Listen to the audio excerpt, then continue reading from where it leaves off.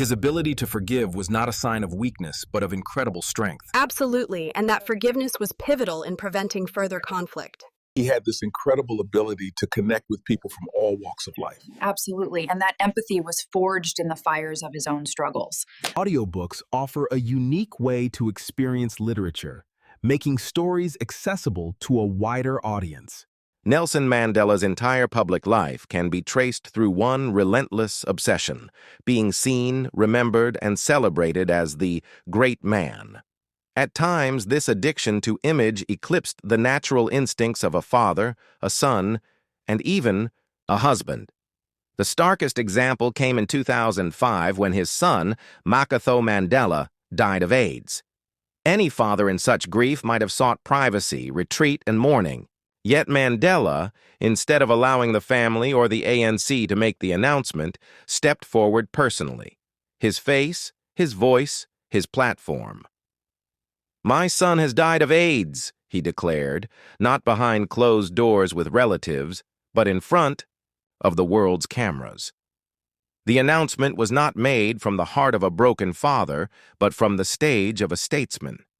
It was theater, a carefully staged moment to project himself as a bold, honest figure who would lead the fight against stigma. But here lies the tragedy. Mandela used his son's death not as a private wound to be carried with dignity, but as a prop for his own eternal image. This addiction to public greatness was not new. It mirrored the same impulses that led him, as a young man, to choose sharp suits in Johannesburg over visiting his mother in the Transkei. The same hunger that saw him embrace the title Black Pimpernel and later bask in the global applause after prison. Whether in life or in death, Mandela could not let any event escape without bending it into his narrative of grandeur. A genuine man of honor could have mourned quietly, letting the family or the ANC release the statement, and later chosen to speak more broadly about AIDS. But Mandela could not resist the spotlight. His need to be seen as the heroic truth-teller outweighed the deeper truth of fatherhood and grief. He buried not only African values of familial mourning, but also the last shred of humility. In the end, Mandela's greatness was self-constructed brick by brick: polished shoes, prison halo, Nobel Prize, and even the shadow of his son's coffin, until he stood as a monument, not a man.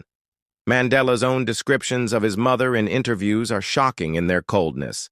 Instead of reverence, he painted her as a caricature. She walked sideways.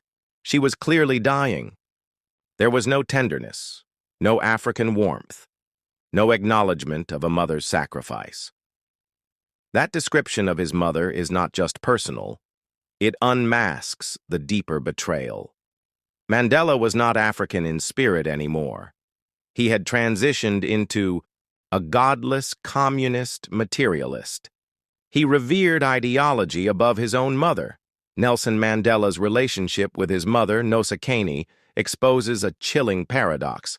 A man celebrated as the father of the nation who abandoned his own mother in her later years.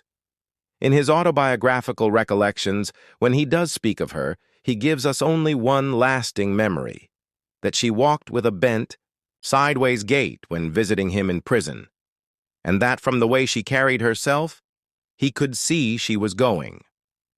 That is all. No warmth, no tenderness, no acknowledgement of her sacrifice. Just a cold observation of decline. Mandela never lifted her up, never cared for her as a son in those years before his imprisonment. The records are stark. No money sent to her in the Transkei, no visits before he was arrested, no sign of a dutiful son. Other young men of his generation, even in hardship, made the long journey home to care for their mothers. Mandela did not. He fled from home, and when called by relatives in Johannesburg to at least visit his father before his death, he did not go.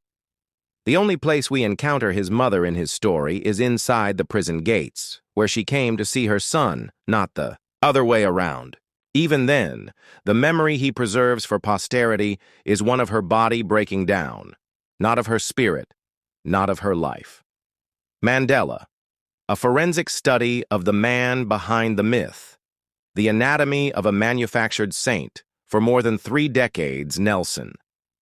Mandela has been enshrined as the secular saint of modern South Africa. His name has been cast in marble, his smile broadcast across the globe, his image sold as the emblem of forgiveness, reconciliation, and triumph over oppression. School books repeat the myth without question. Politicians drape themselves in his memory as if it were a garment of untouchable virtue. To speak against Mandela is to risk being branded a heretic in the religion of the Rainbow Nation. But behind the slogans, the statues, and the rehearsed speeches lies a man far more conflicted, compromised, and politically calculated than the myth dares to admit. This book is not written to worship at the altar of Mandela, but to dissect it, piece by piece, claim by claim, gesture by gesture. It is a forensic study, a stripping away of propaganda to expose the raw anatomy of the man, his choices, and the consequences they left on South Africa. Mandela was not simply a prisoner of Robben Island. He was a prisoner of his own hunger for greatness. The man who abandoned his mother at her dying hour, who coldly described her failing body as if giving a medical report rather than mourning his loss, reveals a pattern that runs deeper than family. The Mandela who paraded his son's AIDS death to the press, not in grief but in self-promotion as a man of honor, reveals a life where personal pain was always subordinated to public image. This obsession with being seen as great became his drug, his addiction, and it drove him to abandon more than his own kin. He abandoned the spiritual, Christian, and communal ANC of 1912, the ANC of prayer, hymns, and justice rooted in African tradition, and exchanged it for the atheistic machinery of Moscow, Lenin, and armed struggle. This book will argue, with evidence and precision, that Mandela was manufactured. His sainthood was the work of committees, propagandists, and foreign interests who needed a messiah to crown at the end of apartheid. The media packaged him. The ANC sanctified him. The world accepted him without question. But when stripped of the halo, Mandela stands revealed as a deeply political operator. Charming, yes, but calculating. Eloquent, yes, but addicted to adulation. Resilient, yes, but at a cost borne by his family, his comrades, and ultimately, his country. South Africa deserves the truth, not the myth, not the mural, not the bronze statue that hides more than it reveals. The time has come to place Mandela under the microscope, to study the fractures of his character, the compromises of his politics, and the consequences of the saint-making project that continues to paralyze South Africa today. This is not a book of hatred. It is a book of exposure. For only when the myth is broken can the nation rise from the ruins of false worship and build on truth. There are men who are made by history, and there are men manufactured by myth. Nelson Mandela belongs to the second category. His name has been polished into a shrine, his memory guarded as though it were holy relic, his image paraded before the world as the gold standard of dignity and forgiveness. But what if this golden statue, standing in every city square, every school textbook, every television documentary, is not a man of flesh and blood at all, but a carefully cast idol, hammered into shape by political necessity and global appetite? For saints, Mandela's aura was iron. It gleamed with a hardness that no accusation, no betrayal, no family sorrow, no ideological inconsistency was allowed to dent. He himself contributed to this casting. He knew the performance required of him. The raised fist at the balcony, the rehearsed tone of magnanimity, the careful silences that concealed as much as they revealed. It was not accidental that, when his own son died of AIDS, Mandela chose not to mourn as a father, but to perform as a symbol, stepping before cameras, announcing the death as though it were a press release. The private pain of a parent was consumed and sacrificed at the altar of public image. The man disappeared. The icon remained. And yet behind that iron, if you listen carefully, there are silences more brutal than speeches.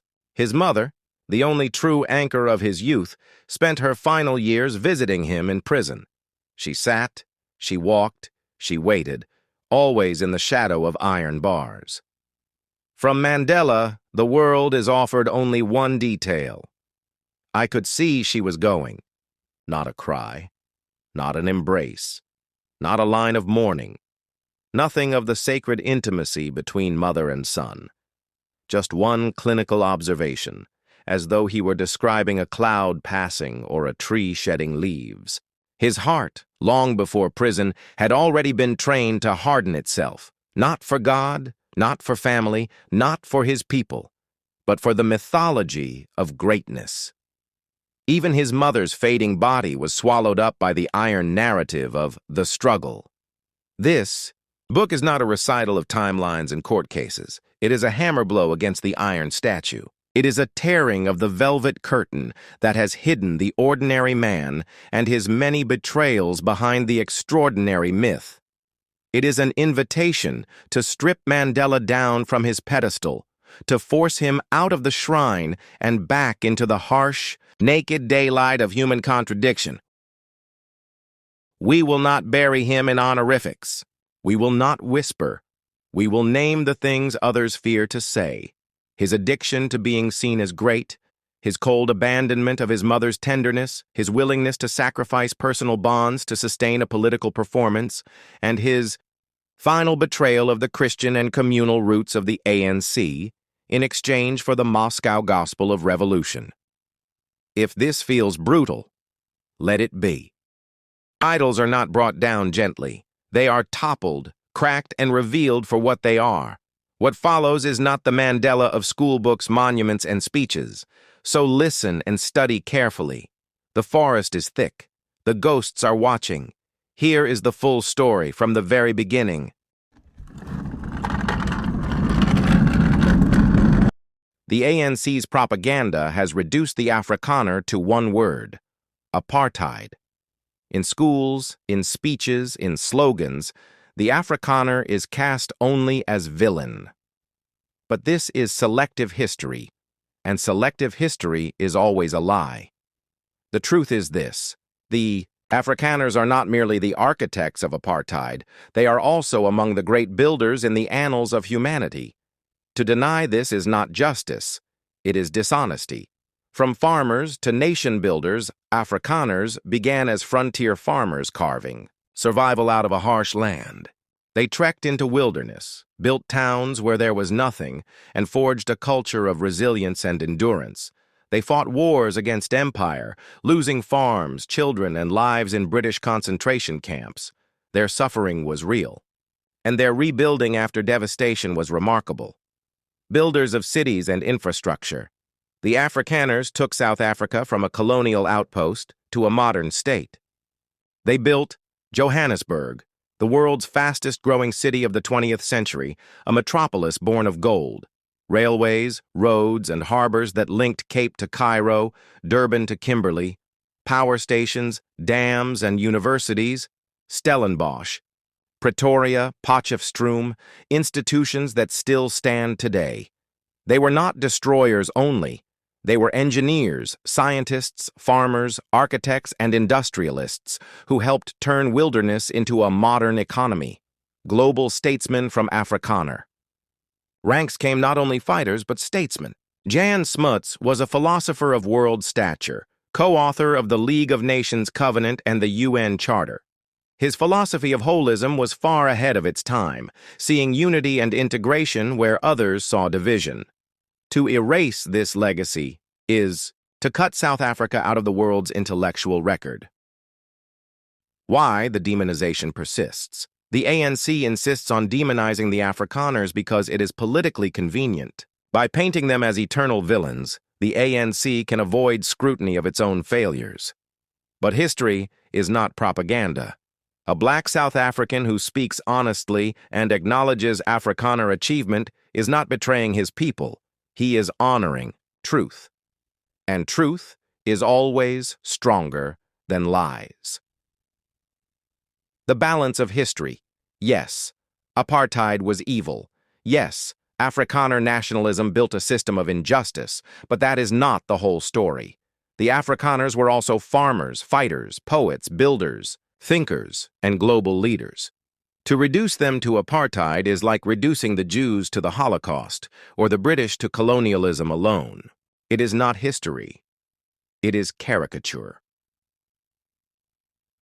Closing word. Afrikaners are not simply apartheid. They are part of the architecture of South Africa and of humanity itself.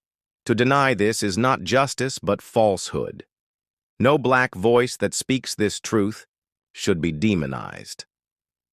For truth is larger than ANC propaganda, and history is greater than party slogans.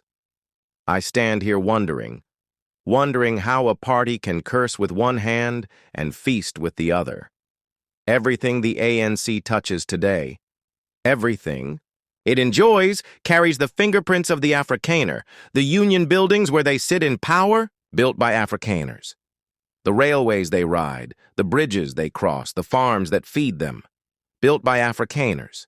The dams that hold back the waters, the universities that educated their lawyers, the mines that pumped wealth into the soil, built by Afrikaners. Even the very state, the bureaucracy, the machinery of government, the borders of South Africa, all were laid down by Afrikaner hands, with Afrikaner sacrifice through Afrikaner vision. And yet, no word of gratitude. No admission of reality, only demonization.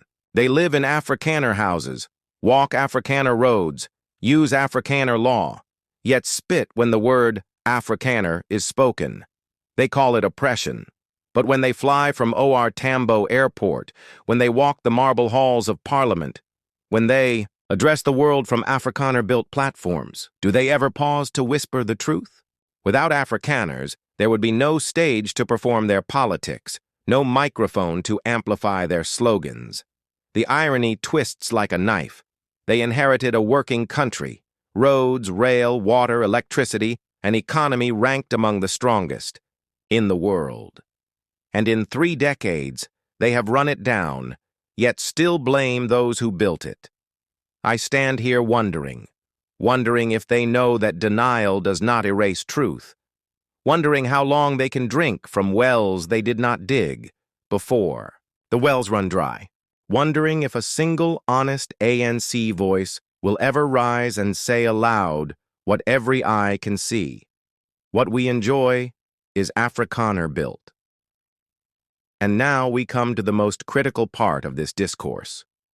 The arrest of Nelson Mandela.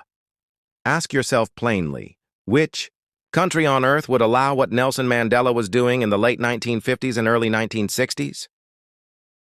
Here was a man, falsifying identity documents, carrying papers under false names, traveling under disguises, hiding from the law, carrying weapons, smuggled guns and explosives, running guerrilla camps to teach young men sabotage and violence, distributing propaganda, including the infamous pamphlet, How to Be a Good Communist.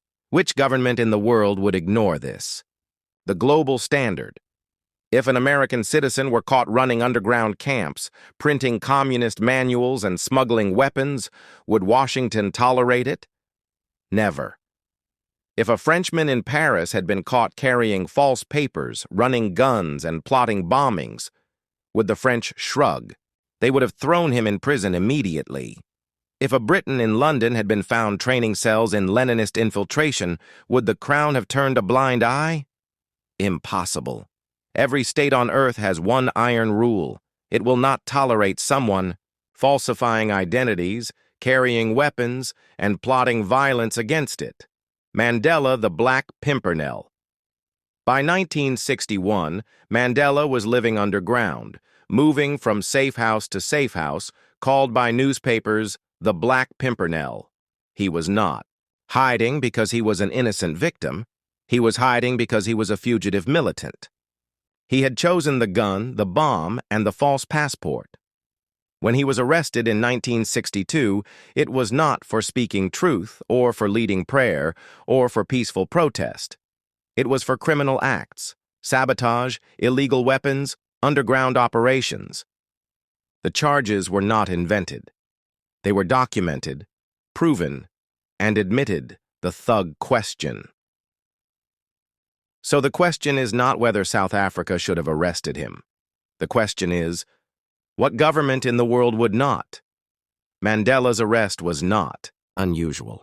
It was normal state behavior when faced with a man who was forging documents, using false names, carrying guns, training soldiers, printing communist manuals. Call him what he was, a revolutionary thug. Mandela was not arrested for loving freedom. He was arrested for carrying weapons, falsifying papers, and teaching people to kill. Strip away the myth, and you see the truth. Any government on earth would have done the same. South Africa did what every state must do. It arrested a thug pretending to be a liberator. Why was Mandela arrested when his predecessors were not? Mandela is often painted as if he were the first martyr, the first leader to confront the white system. But that is not true. Before him came a long line of ANC presidents, leaders, and thinkers who confronted the state, demanded reforms, agitated for inclusion, and yet none of them were arrested. Why? Because their agitation, however fierce, was anchored in reasoned protest, dialogue, petitions, and moral clarity. John Dube, Pixley K. Isakasimi, Josiah Gumede, Z.R. Mahaban, Alfred Zuma, even James Moroka, all pressed against the same walls of oppression, yet the state did not drag them into prison cells. Mandela was different. His path crossed a line, from politics into underground militancy, from Christian protest into communist conspiracy. He falsified documents, traveled under false names, trained in violence, and distributed pamphlets teaching people how to be communists. That was not agitation. That was not protest. That was organized subversion. And here lies the undeniable contrast. Every leader before him confronted injustice without becoming a criminal. He became a criminal, and so he was arrested. Every society has laws. You may not like them, but you cannot simply tear them up because they do not suit you. Today, in democratic South Africa, white people live under black economic empowerment. That is BEE, a system that openly discriminates against them. They believe it is unjust. They feel the pain of exclusion, yet they abide by it. They go to court. They protest. They adapt, but they do not start underground bomb cells or take orders from Moscow. In the 1950s, the government passed a law banning communism. One may argue about whether that was fair, but it was the law of the land. Every ANC leader before Mandela respected it, even when they opposed it. Mandela did not. He chose to join communism precisely after it was outlawed. He forged documents, traveled in secret, and built Umkhonto we Sizwe under communist instruction. Thus, the truth is plain. Mandela was not punished for fighting apartheid. He was punished for joining a banned ideology and conspiring against the state. To pretend otherwise is to rewrite history.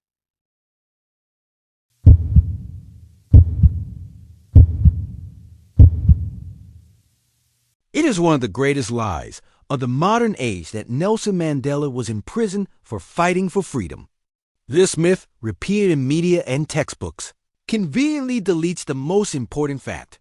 Mandela was a member of the South African Communist Party, SACP, and at the time of his arrest, he was not just a member. He was on its central committee. The ANC was founded in 1912, and no one was arrested until Nelson Mandela and his mob hijacked the ANC in the mid-1940s. So, we know that the white government understood the ANC and worked with it.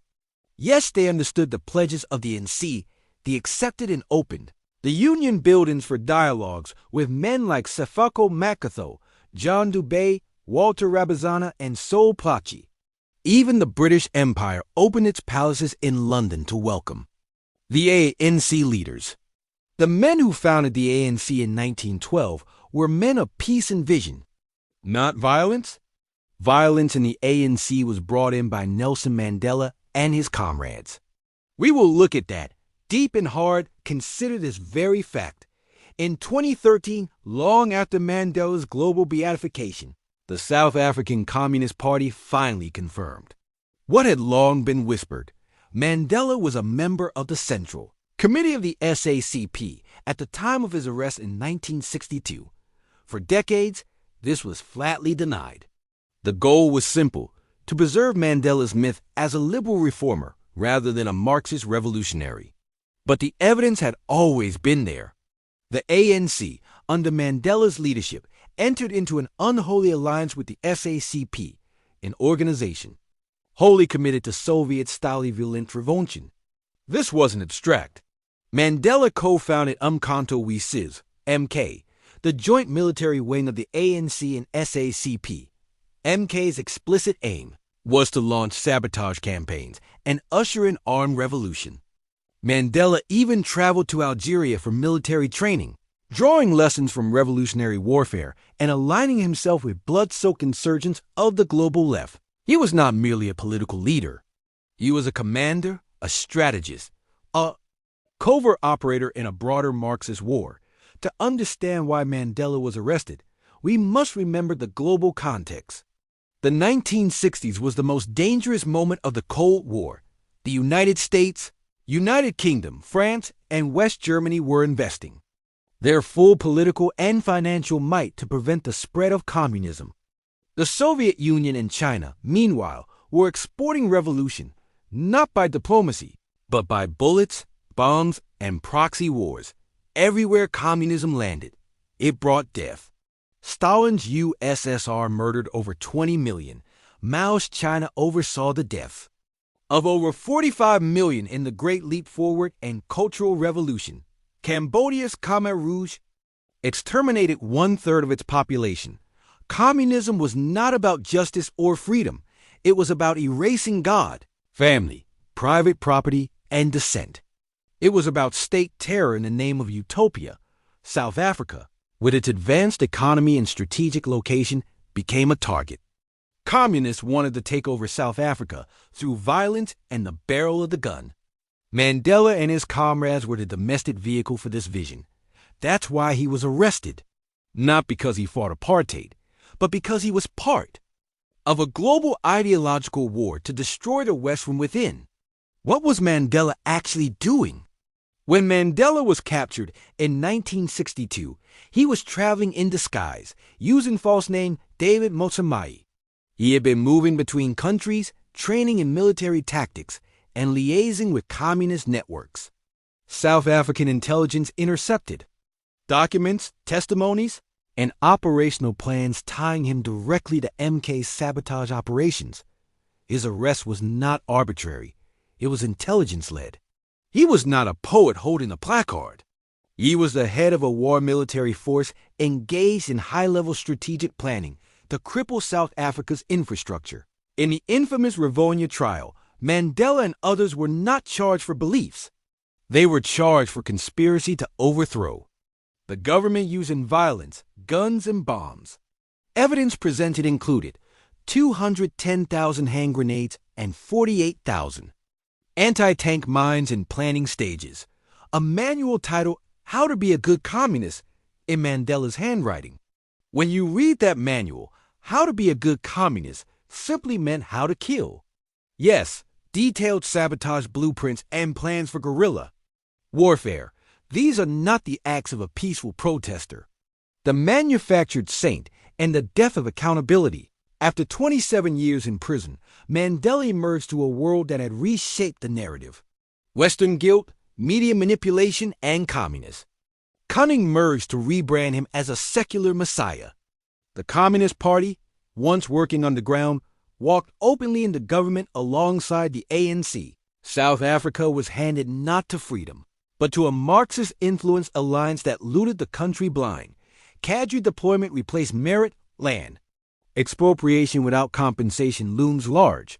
Corruption, crime, and collapse became the norm. This is not Mandela's betrayal. It is his legacy. He didn't hijack the ANC.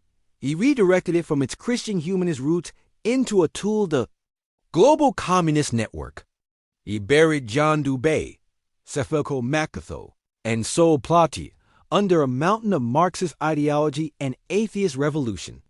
What began as a call for equality ended in lies, secrets, assassinations, political betrayal, and a near-total collapse of state institutions. And at the center of that vortex was a man who smiled in front of the cameras, while he bowed in secret to Joseph Stalin, Lenin, Marx, and Mao. Restore history to truth. The time has come to strip away the myth, to teach our children not just of injustice, but of infiltration, to understand that not every freedom fighter fights for freedom. Nelson Mandela was not jailed for his skin. He was jailed for his allegiance to a bloody revolution, to an anti-God ideology, to a global network that had already destroyed nations and now set its sights on South Africa. And they succeeded. Until we tell this truth, South Africa will remain trapped in the fantasy of liberation while rotting under the real consequences of deception. Here is a personal story of violence that directly links Nelson Mandela. You cannot deny this. This is a personal experience. This will tell who Nelson Mandela is. This story happened in 1986. I was 15 when I saw her burn. They called her Gogo. An old woman, bent with years and soft-spoken, the kind who greeted you with a smile even. When her world was crumbling, that day she wasn't smiling. She was screaming. It was after her funeral. A comrade had died young, militant, angry, and the crowd was boiling with vengeance. The whispers started long before the fire. Her son is an impimpi, a traitor, a suspected police informant. And in those days, suspicion was enough to sign your death warrant. They didn't find the son. They found her instead. She was pulled from her hut like a rag doll, dragged across the gravel road. A tire was forced over her frail chest and shoulders, wedging her arms down like a sacrificial offering. Then came the petrol. Then came the match. The flames took her slowly, as if savoring the moment. I watched as fire licked her flesh, as her body twisted in unnatural agony. She screamed for her son, for God, for mercy, but none came. Only cheers, songs, raised fists. Revolution, they said. But I knew it was murder, and I have carried the smell of that burning flesh in my nostrils for 40 years. Let me not waste your time. Let me not bury truth beneath politeness or slow revelation. I will not build up to the point. I will say it now this second. This is the Nelson Mandela you do not know. Not the myth, not the monument, not the smiling statue outside the courthouse. The man, the real man, Nelson Mandela, the murderer who dressed in clothes of peace, and the man who destroyed South Africa. This is not speculation. This is not political poetry. This is truth grounded in blood, truth passed through fire, truth buried for decades beneath the propaganda machine that turned a militant revolutionary into a global saint. You see, that necklacing I witnessed at 15 wasn't spontaneous. It wasn't the chaos of a grieving crowd. It was an execution carried out by foot soldiers of the movement. And behind that movement, guiding its rage, was a system of coded letters sent from prison by Nelson. Mandela, yes, from prison. They don't tell you this, do they? They tell you he was silenced, powerless, a peaceful giant locked away from the world. But the truth is, Mandela was never voiceless. He wrote constantly letters, messages, instructions. Some smuggled in, some smuggled out, some written in code. Some read only by the initiated. The ANC of Mandela was not the ANC of 1912. It had been hijacked, twisted from a Christian liberation movement into a revolutionary machine fed by Marxist ideology and lubricated by blood. And Mandela, charming, articulate, and camera-friendly, was its untouchable spiritual commander. The orders were clear. Intensify the struggle. Punish traitors. Send a message. That message arrived at my doorstep in the form of a burning grandmother. This book is not written in hatred. It is written in grief, grief for a nation that was seduced, grief for the children raised on lies, grief for the dead whose names are not inscribed on marble walls, but who scream from unmarked graves and scorched townships. If you came here expecting another hymn to Mandela, close this book now. If you came here to defend your illusions, you will not last long. But if you came for truth raw, unsanitized, and hard as stone, then read on. Because the greatest deception ever sold to the world is that Nelson Mandela was a man of peace. He was not. He was a man of coded orders, targeted killings, and orchestrated fear. He was a man of smiles for the camera and fire behind the curtain. The republic he was hailed for saving, he quietly sabotaged. Once upon a time, Nelson Mandela had a marriage that looked like it was made in heaven. Evelyn Mays was not only his wife, but his moral anchor. A devout African Christian woman who built a stable home while her husband walked in the hallowed footsteps of giants like Sefako Mikado, Walter Rubusana, Sol Plaatje, John Dube, Dr. Moroka. These men, pioneers of the early African National Congress, were Christian intellectuals, steeped in the African church tradition, and tethered to a worldview where theology and reason, like in the thought of Thomas Aquinas, were inseparable. That was the milieu. That was the ANC Mandela first found himself in. But somewhere along the road, Mandela veered off that path. He embraced communism, aligning himself not with African spirituality and Christian reasoning, but with Marxist dogma. That shift wasn't just ideological. It tore apart his household. Evelyn, true to her faith and culture, fought to bring her husband back, spiritually and emotionally. She resisted the change. But Mandela, consumed by a new revolution, asked for divorce, and in his own words, words that were edited out in later publications of Long Walk to Freedom, he confessed the truth. He admitted that after leaving Evelyn, he went down a path of immorality. That wasn't the language of liberation. That was the cry of conscience. He knew what he was doing. This wasn't about freedom, it was about forsaking something sacred. Then came Winnie Mandela, late teen, young, beautiful, fiery. The cameras loved it. So did the movement. The images remain, parades, rallies, headlines. But what lies beneath? Glamour is loud, but it doesn't say much. What we do know is that Winnie Mandela would later become a lightning rod for both adoration and infamy. And accusations of murder and sleeping with young men in front of Nelson Mandela. We know very little, except that it happened on the stage, not the altar. That path of immorality Mandela referred to was not just about women. It symbolized the wholesale abandonment of a deeply rooted tradition. The ANC of John Dube Makatho Rubusana was Christian, rational, nation-building. Mandela's new ANC, especially after 1960, was militant, Marxist, and rooted in revolutionary dogma. He did not just change partners, he changed purpose.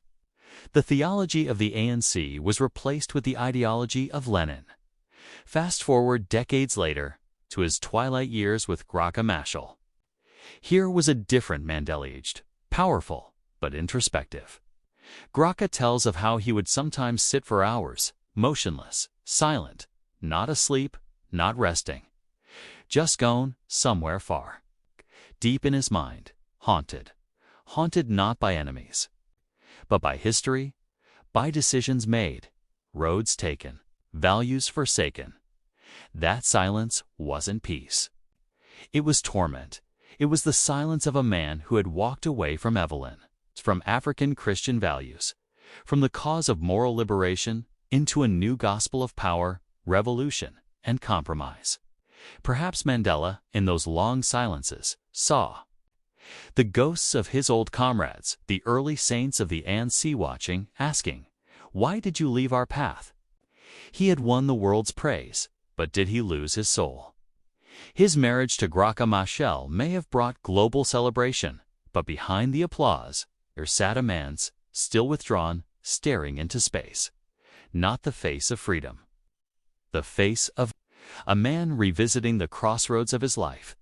Mandela was a man who, in his final days, was forced to stare down the truth that history is not kind to those who betray their roots.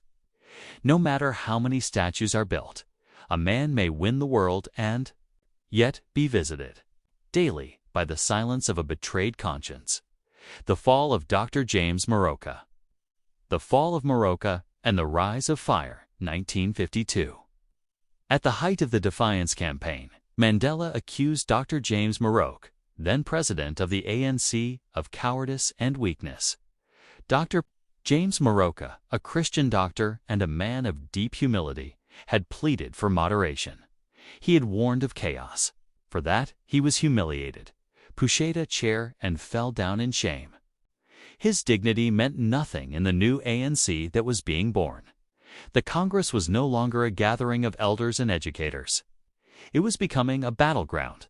Mandela, with his comrades in the ANC Youth League, redirected the river, and it has flowed that way ever since today.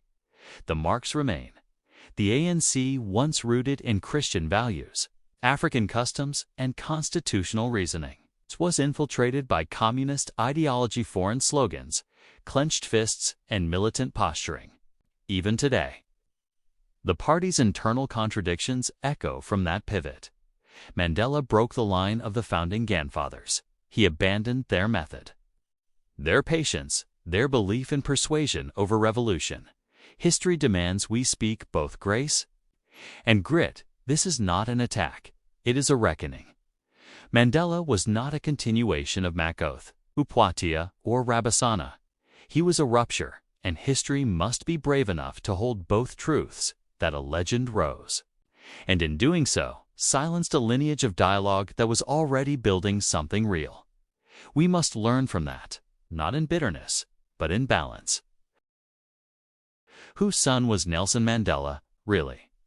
He was born in the Eastern Cape, not far from the moral thunder of T.O. Soga, the great African theologian and first ordained Black Presbyterian minister.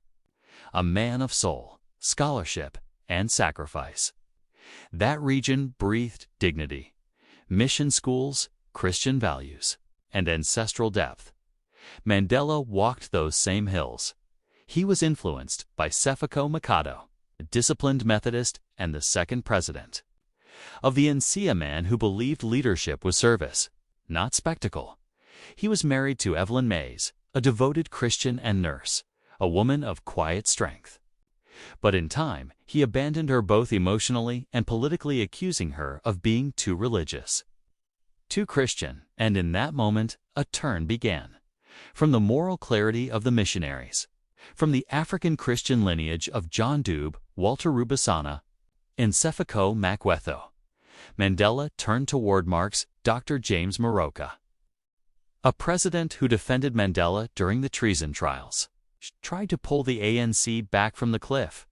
He saw what was happening, the hijacking of the ANC by external ideologies, foreign to African soil. He called for reason, reform, and restraint. But Mandela and his faction saw him as a relic, a man of the past. They led a campaign to expel him, calling him a sellout and coward. His crime? Advocating for moderation and peace, the very values Mandela would later claim to champion. This wasn't just a power struggle. It was a coup against the conscience of the movement. We must ask, why? Why did a man raised in African traditionally houses and African values, with the influence of Christian tradition, turn his back on that foundation to embrace an ideology that came from European atheists with no understanding of African life? Was this strategy, or was it surrender? The communists in South Africa at the time were white intellectuals, mostly Jewish émigrés, academics, and doctrinaire Marxists. They saw the ANC as useful, and Mandela, burning with youthful ambition and thirst for influence, let himself be drawn in.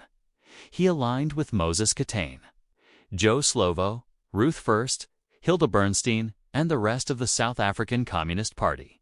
And in doing so, he left behind something sacred, the black leadership tradition rooted in the church, in the village, in the language of elders. in the quiet dignity of our ancestors.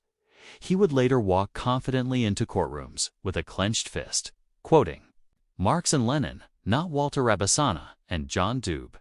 He would wear the military fatigues of Umkhonto Weziza, founded under communist influence. Rather than the scholar's robe of African tradition, he would be celebrated abroad not by black African thinkers, but by European radicals. So what are we to make of this? Was it bold strategy, or was it inferiority complex dressed up as revolution?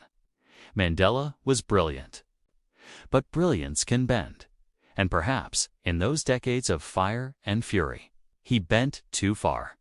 He walked away from the clarity of his fathers and into the fog of borrowed ideologies.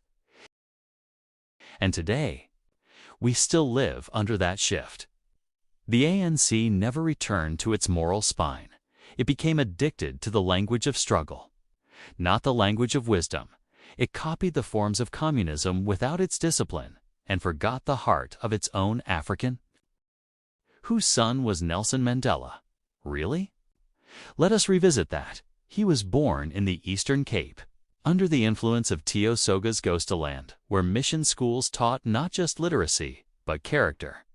He was shaped by the discipline of African Christianity, by the sober dignity of Methodist order, and the firm but gentle hands of black leadership men like Sefako Makwutho, a Methodist minister, a politician, a moral man.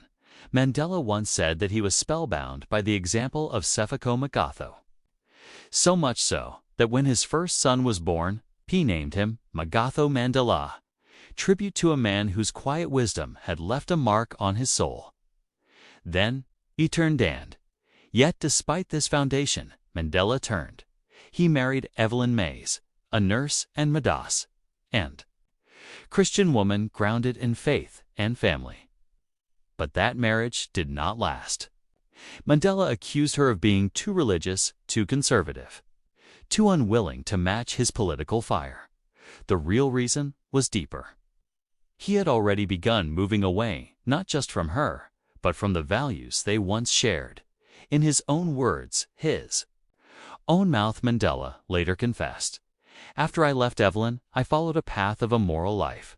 He said it clearly, but when the manuscript of Long Walk to Freedom was edited and prepared for global publication, those words were removed, censored. Communism has got nothing in common with African values of growth and patience. Communism seeks to destroy what is there. African values and traditions are predisposed in the natural order of things that change by evolution, steeped in spirituality. Everyone knows that communism is a godless monstrosity. African values respect and nurture the idea of a family.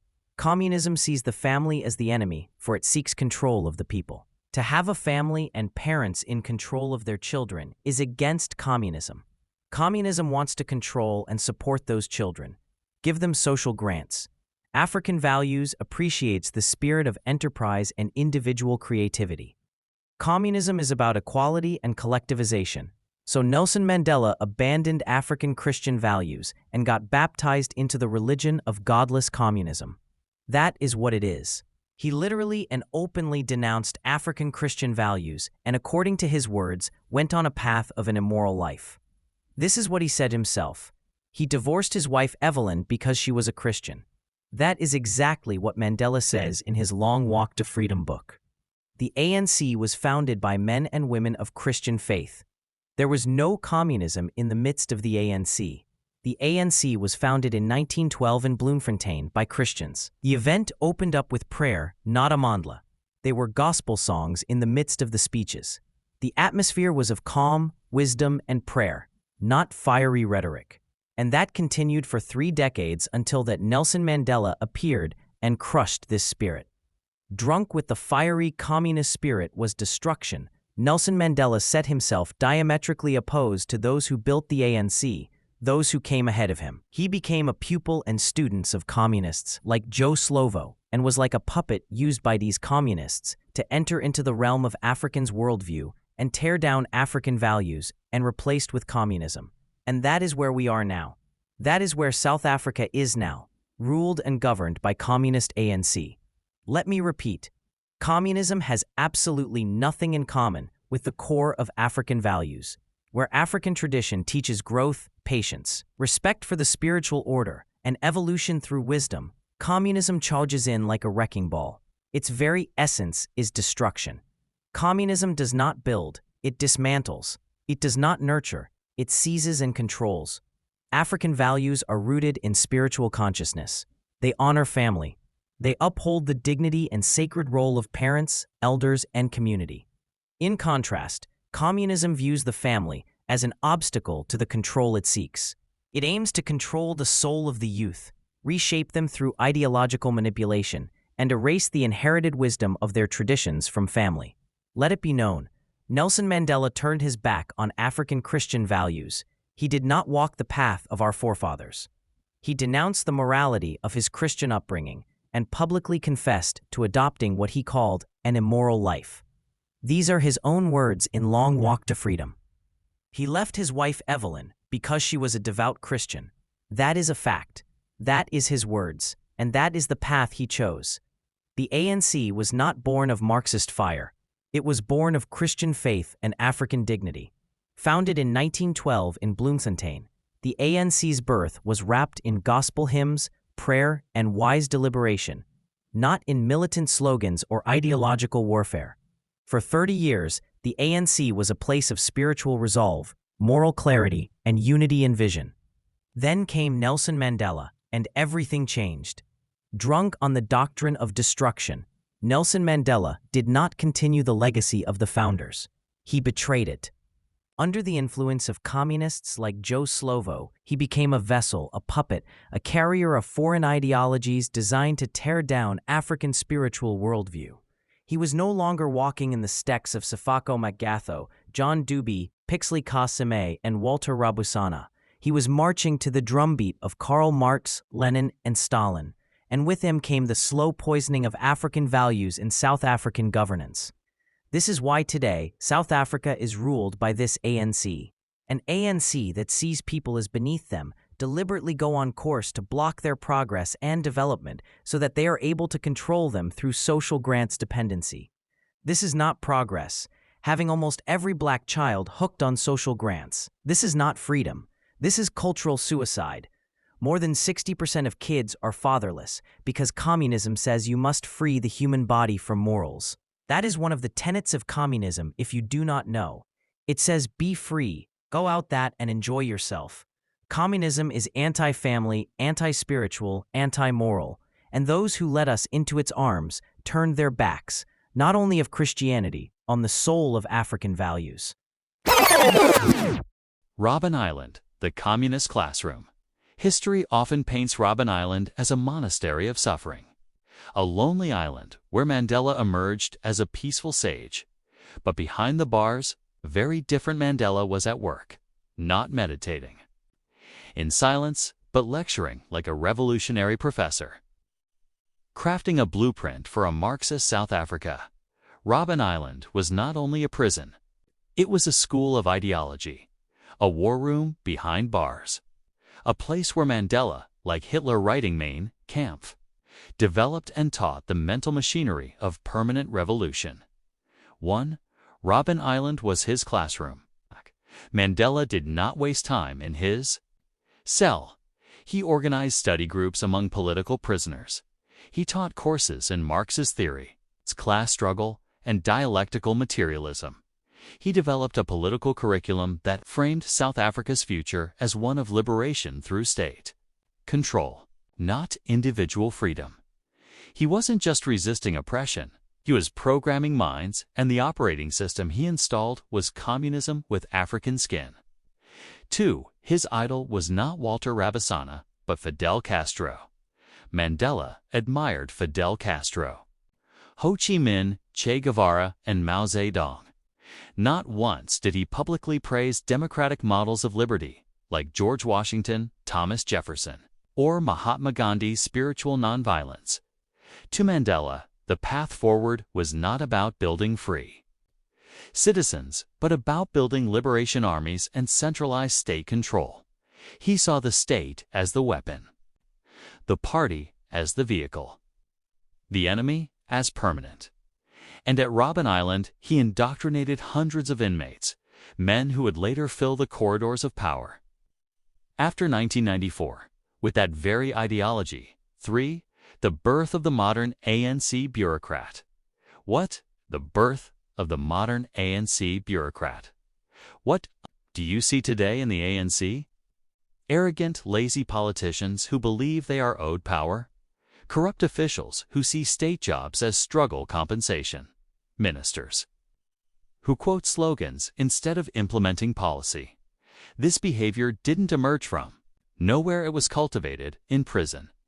They were taught that the struggle justifies all, that the state belongs to the revolutionaries, not the people. Mandela's Robben Island cadres did not come out to serve. They came out to rule with a doctrine, not a constitution. 4. The myth of the humble prisoner. The popular image is of Mandela as a humble, softened man after years of suffering. But in truth, Robben Island hardened his ideological resolve, entrenched his view of enemy logic, turned the ANC into a political religion, where questioning the leader is blasphemy. While the world saw a statesman in the making, a party general was being forged, surrounded by men who would one day control the police, the treasury, the intelligence services. Mandela wasn't just a prisoner.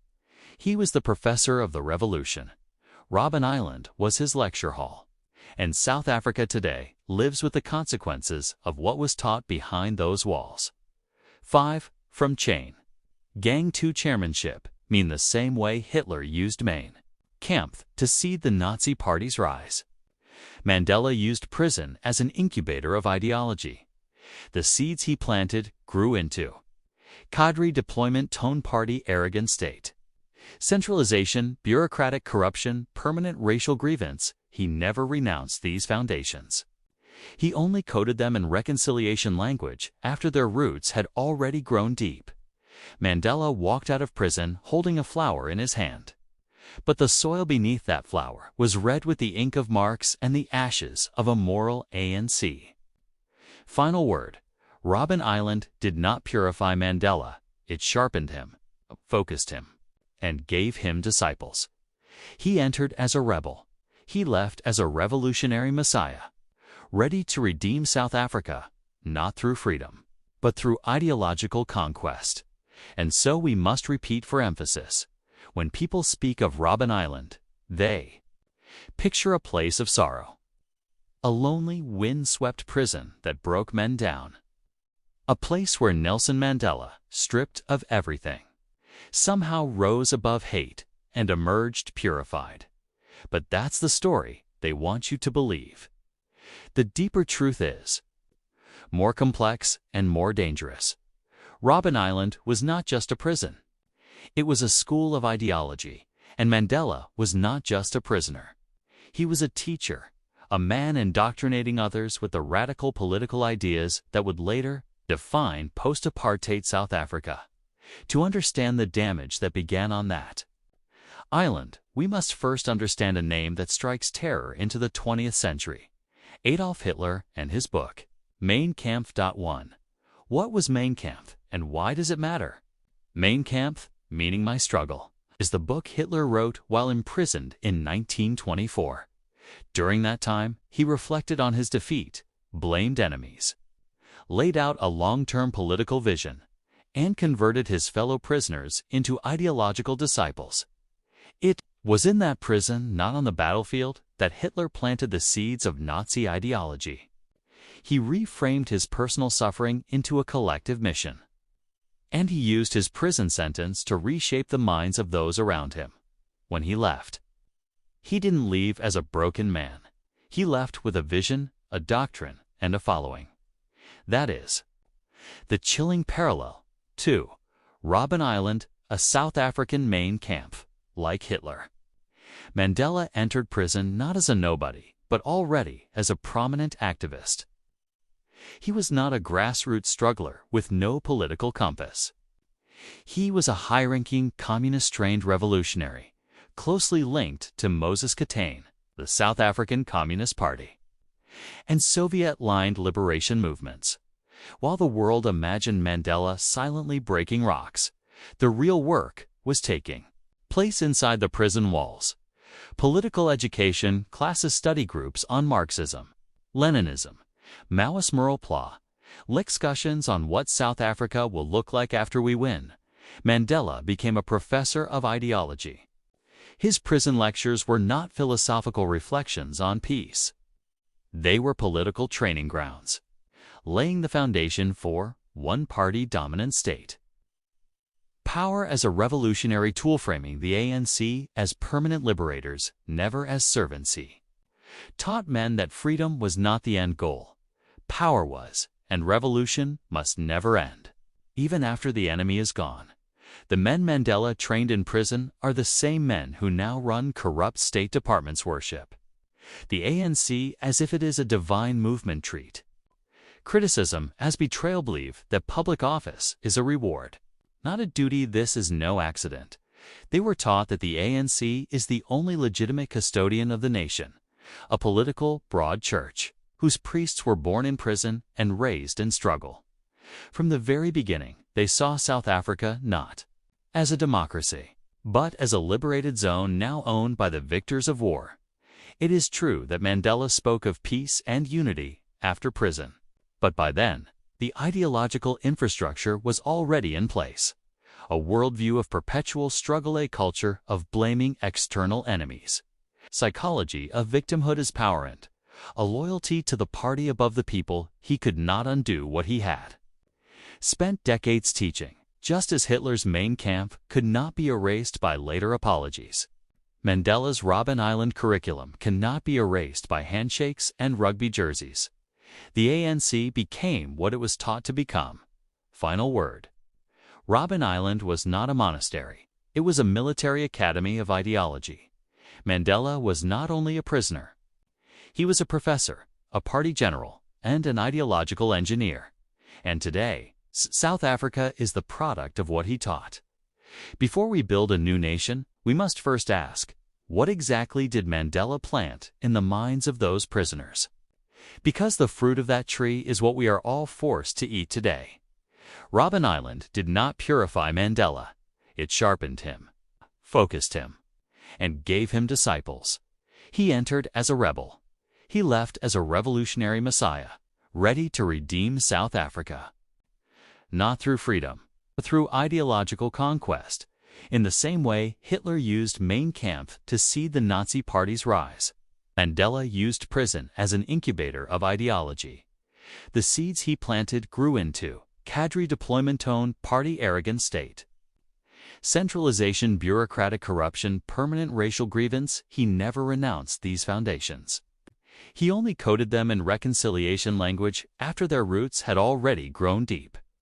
Mandela walked out of prison holding a flower in his hand. But the soil beneath that flower was red with the ink of Marx and the ashes of a moral ANC. You cannot build unity on top of a lie. Mandela's revolution gave birth to an ANC that no longer respects the people, the law, or the dream of shared citizenship.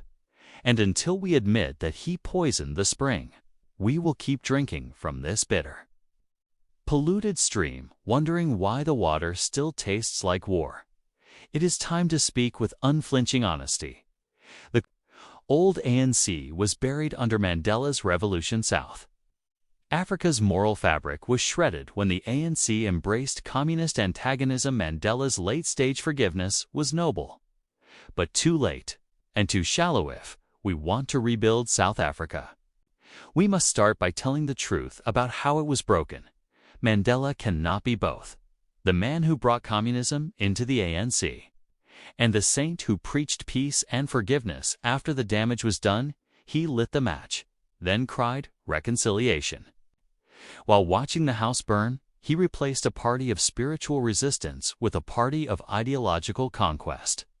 And now, that party is eating the country alive, while still chanting slogans from 1960. Wow. Letters of Fire. How Mandela's prison writings lit the match. The world was told that Nelson Mandela sat quietly in Robben Island, longing for peace, forgiveness, and unity. Nelson Mandela wrote letters and issued them out. This is another truth, one that smuggled its way out of prison, inked in calculated fury, shaped by Leninist doctrine and designed to keep the war alive even while he was behind bars. These were not just letters. These were tactical communiques, and they did not preach peace. They instructed revolution. They inspired death by burning tires. They set minds on fire long before. South Africa's towns burned. 1. The smuggled letters. Weapons of psychological warfare. Mandela's letters from Robben Island were never just personal. They were encoded messages, often smuggled out by trusted comrades and relayed to ANC networks in Lusaka, Mozambique, and across townships. They were full of coded instructions, reinforcement, enemy identification, frameworks, and psychological motivation to continue the armed struggle. He presented himself as a distant commander, issuing strategic directives to those on the ground to maintain resistance. So unrest and not rest until the revolution consumed the old order. These were not love letters to South Africa. They were revolutionary blueprints. 2. The doctrine behind the pen. Lenin's shadow. Mandela was trained in the doctrine of Leninism. The Lenin School, based in Moscow, trained thousands of African communists and revolutionaries. Its teachings were simple but devastatingly effective. Sabotage is legitimate. Infiltration is strategy. Camouflage is survival. Every institution must be captured and turned. The enemy must not be debated. He must be discredited, destabilized, or destroyed. Mandela's letters carried these principles like viral code, infecting the resistance with a relentless doctrine of destruction. It wasn't just about defeating apartheid. It was about replacing it with total ideological control. 3. The enemy within. Turning neighbor against neighbor. These letters introduced and reinforced the doctrine of the internal enemy. That is, anyone who cooperated with the state refused to join armed struggle, believed in peaceful reform, criticized ANC violence, was labeled a collaborator, sellout, or enemy of the people. And the punishment: necklacing, tires soaked in petrol placed around the neck and set on fire. Hundreds, if not thousands, of black South Africans were burned alive in the name of liberation, not by apartheid police, but by township revolutionaries. Radicalized by the ideology seeded in those letters, the so-called People's War was not a spontaneous uprising. It was engineered psychological warfare fed by underground communications from the island. 4. The myth of the innocent messenger. Even today, people speak of Mandela's letters from prison as if they were moral reflections, like Martin Luther King Jr.'s letter from Birmingham jail. They were nothing of the sort. Mandela's letters named targets, drew enemy lines, oozed Leninist language of struggle, class war, and infiltration, never condemned violent punishment of black moderates. He never once called for an end to necklacing. He never wept publicly for burned children, accused of being spies. He never rebuked the ANC's internal purges and bloody discipline methods, because it was all part of the plan. 5. From the island. The fire spread. The letters became sermons. The sermons became slogans. The slogans became flames. From Uitenhage to Soweto. From Kwamushu to Langa. A new culture emerged. One of vigilante justice, one of righteous violence, one of dehumanizing the enemy. Even if he looked like your neighbor, the revolution was no longer about land or votes. It was about power through fear. And Mandela, the man in prison, had become the voice from the shadows, feeding the fire without lifting a gun. Final word. The ink from Robben Island didn't write peace. It wrote war.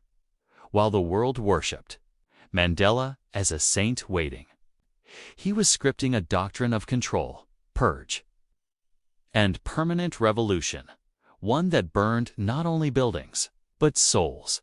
Until we understand the true nature of those letters, we will never understand how the ANC came to believe it owns South Africa, not by election, but by conquest.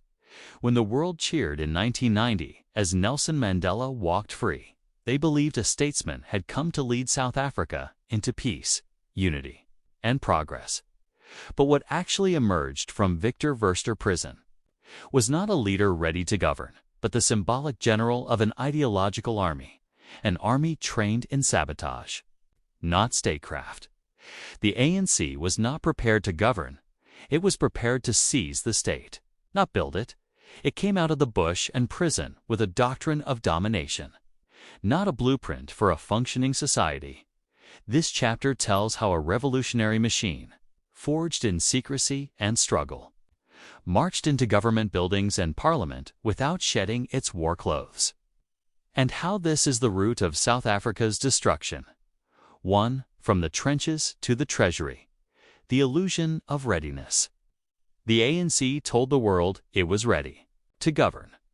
But governing requires institutional knowledge, policy planning, public administration skills, national economic understanding, civil service ethics, a service delivery mindset. The ANC had none of these. It had slogans, guerrilla tactics, loyalty, networks, enemy mindsets. It had been forged in exile, in bunkers, in bush camps, in jail cells.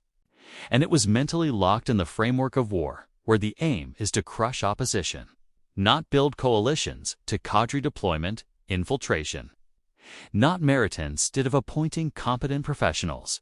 The ANC unleashed the Leninist strategy of cadre deployment. Loyal foot soldiers were placed in every department. Public service became a political weapon state. Organs were no longer neutral. They became extensions of the party. This was not transformation. It was occupation.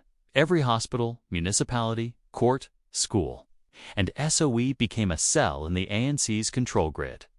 Merit was discarded. Loyalty was supreme. Corruption was inevitable. You don't build a country with foot soldiers. You build it with engineers, educators, planners, and patriots. But none of them were trusted because they weren't comrades.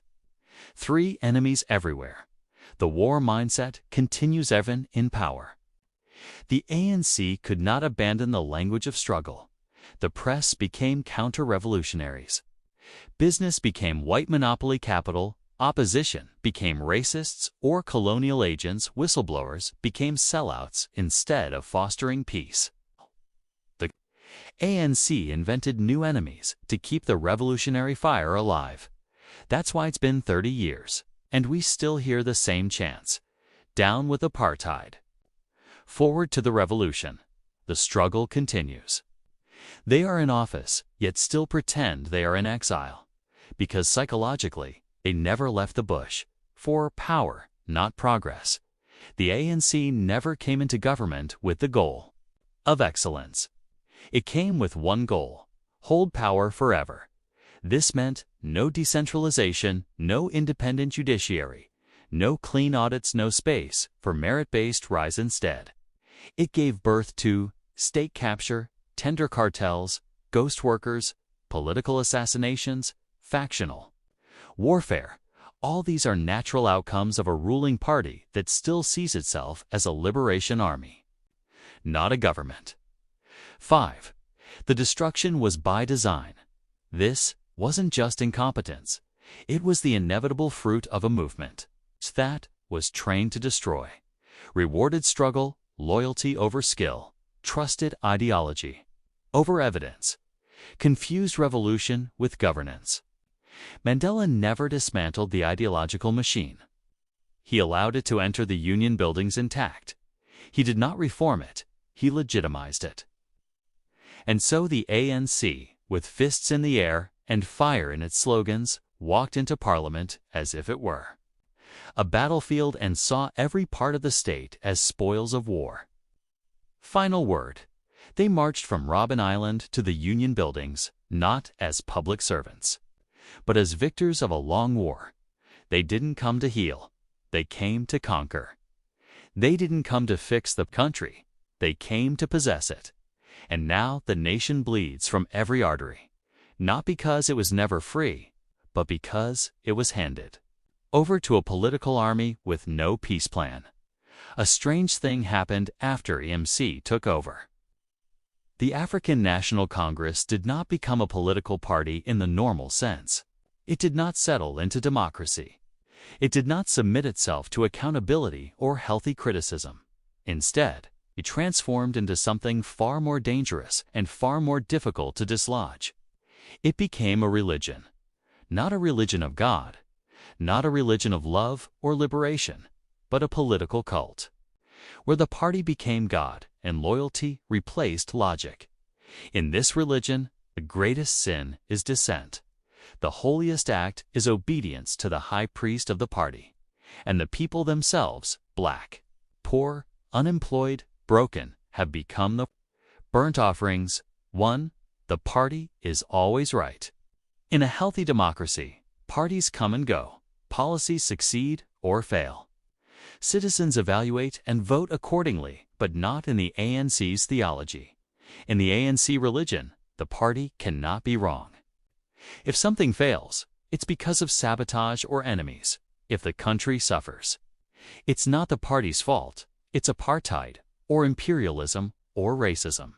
This is the logic of the cult. The leader is never guilty, the party is never to blame. Dissenters are always devils. Truth is no longer measured by facts, only by alignment with the sacred narrative. 2. Cadres as priests. Revolutionaries as saints in this religion. Mandela is canonized as the saint of sacrifice. Chris Honey is the martyr of the revolution. ANC veterans are spiritual elders. Struggle credentials are more important than results. Young person with a brilliant idea is ignored. An old cadre with no plan but a resume from 1984 is worshipped. Competence is irrelevant. Struggle history is scripture.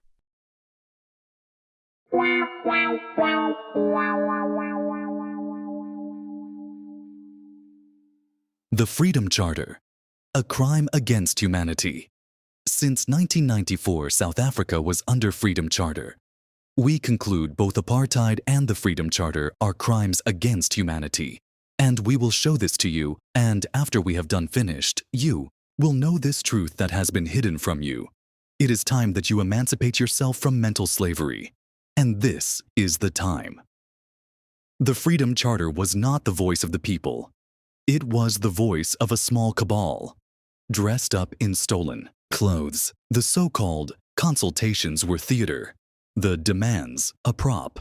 The will of the people, a lie scripted before the actors ever took the stage. It was a Trojan horse rolled into South Africa's soul, packed with foreign ideology, and sold as our own heartbeat. This was not democracy. It was the first great political fraud of the liberation era. The Freedom Charter's lie was the seed from which all our modern corruption grew, and the ones who wrote it knew exactly what they were doing. They wrapped a foreign manifesto in our skin, nailed it to a cross called The People, and dared anyone to pull it down. The Freedom Charter was not a liberation manifesto born from the heart of South Africa's people. It was a prescripted ideological blueprint smuggled into the soul of the liberation movement, wrapped in the skin of people's voices. It is this fraud, the calculated hijacking of the nation's will, that qualifies the Freedom Charter as a political crime of the highest order, a crime against humanity itself, if we strip away the romance and propaganda. Presenting the Freedom Charter as the voice of the people, when it was in fact a pre-written, ideologically driven document pushed by a small political core, is at best political fraud, and at worst, a deliberate act of mass deception. It's criminal in the moral sense because it was marketed as grassroots democracy. The story goes that thousands of ordinary South Africans' demands were collected, distilled, and enshrined. The historical evidence doesn't match that story. The text closely mirrored pre-existing communist and socialist manifestos. and many of its provisions were already drafted before any so-called people's consultations took place. It weaponized legitimacy. By claiming to be the will of the people, the charter became an unchallengeable political shield. To oppose it meant you were against the people themselves, which is a classic manipulation tactic used by revolutionary elites. By fabricating a bottom-up origin story, the ANC secured permanent political legitimacy. The charter was invoked as an eternal reference point, allowing its ideological DNA to influence policy decades later, even after the original context was gone. In 1955, South Africa had no law that made it a crime to misrepresent the origins of a political program. Political propaganda was fair game. Leaders could claim, "The people wrote this," without facing fraud charges, because the statutes of the day didn't treat political misrepresentation as a prosecutable offense. In the legal sense, it's harder to call it criminal because there wasn't a statute outlawing false political marketing. But if we treat politics as a trust between leaders and the public, then knowingly manufacturing a false origin story for a political blueprint is a betrayal that fits the pattern of political fraud, the kind that lays the foundation for authoritarianism under the banner of democracy. If leaders knowingly misrepresent the origin of a foundational national document, using ordinary people's trust to legitimize an agenda they did not author, is that morally acceptable? The answer, from an ethical standpoint, is clear: no. Such actions betray public trust, distort democratic consent, and manipulate citizens into granting legitimacy they might not have given if they knew the truth. This was not harmless branding. It was the foundational moment when truth was traded for control. The same deceptive DNA that birthed the charter later enabled cadre deployment, state capture, and suppression of dissent, all in the name of the people. But let us look at this from its origins. What are the events leading to this ideological fraud of the highest order? In the official history of the African National Congress, ANC, the Freedom Charter of 1955 is presented as a shining testament to democracy, a document written by the people and ratified in the spirit of national unity at the Congress of the People in Kliptown in Soweto. But strip away the banners, the slogans, and the rehearsed cheers, and another picture emerges, one of mass deception, ideological infiltration, and the deliberate manufacture of a political myth. The Freedom Charter was not a liberation manifesto born from the heart of South Africa's people. It was a prescripted ideological blueprint smuggled into the soul of the liberation movement, wrapped in the skin of people's voices. It is this fraud, the calculated hijacking of the nation's will, that qualifies the Freedom Charter as a political crime of the highest order, a crime against humanity itself. The ANC's official story is deceptively simple. Thousands of Freedom volunteers collected demands from citizens across the country. These were sorted into themes. A national drafting committee distilled them into clauses. Delegates at Kliptown approved the final text. In reality, the ideological bones of the charter were imported, echoing socialist manifestos from Moscow to Havana. The collection of freedom demands was theater, controlled, curated, and filtered to produce a predetermined outcome. Voices that did not fit the script were muted. Ideas that matched the political core's vision were magnified. By the time the text reached Kliptown, it was not the people's voice being read aloud. It was the manifesto of a political vanguard, rehearsed for popular approval. Why call this a crime against humanity? Because the Freedom Charter's false origin story was not harmless. It became the moral foundation for decades of political action, from armed struggle to economic policy, under the claim that the people had already spoken in 1955. In the ANC's own telling, the Freedom Charter was the purest moment of people's democracy. They speak of it like a great river gathering its waters from every stream in the land. Farm laborers, factory workers, teachers, students, churchgoers, and community leaders, all sending in their freedom demands from the furthest rural, crawled to the busiest township street. They describe the Freedom Volunteers as an army of hope, walking, knocking on doors, holding meetings, collecting the heartbeats of a nation hungry for freedom. They tell us these voices were carried upward, sorted into the great themes of life: land, work, housing, education, justice, and then distilled into the ringing poetry of "the people shall govern, the land shall be shared, the doors of learning and culture shall be opened."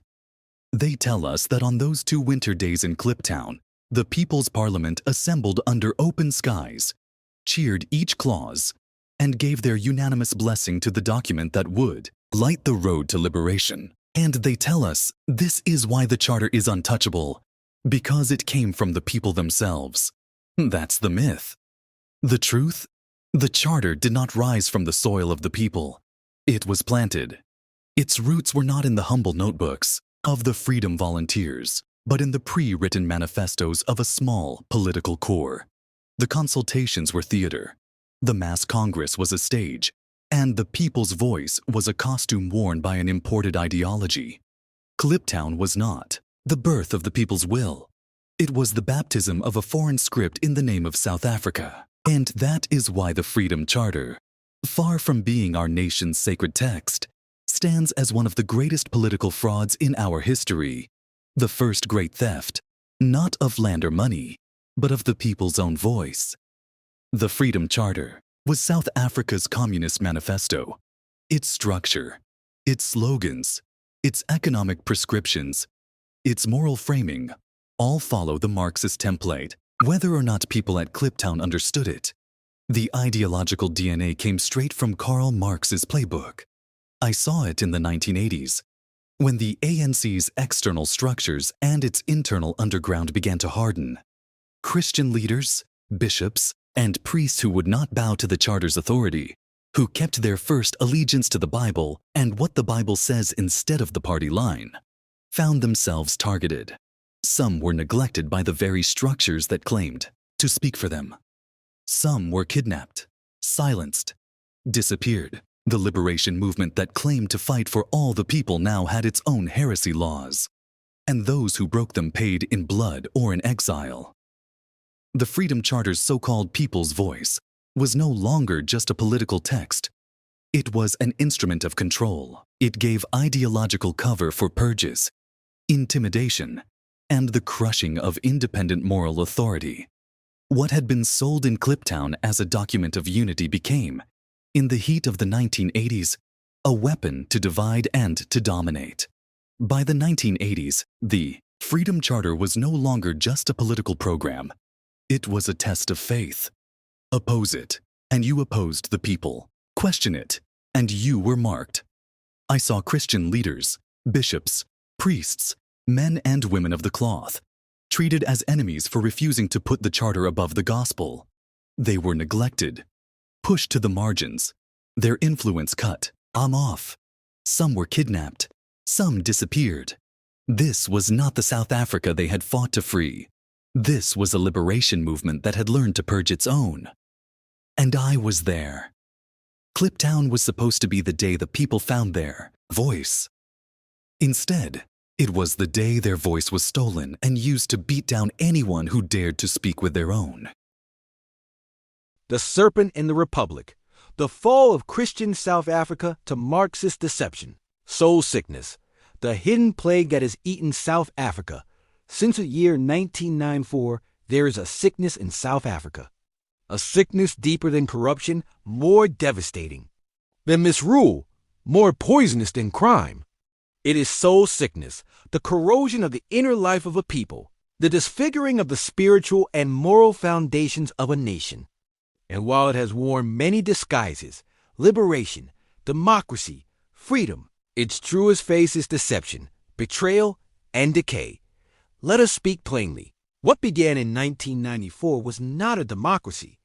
It was a smokescreen, a distortion of life, a master stroke of illusion and deception.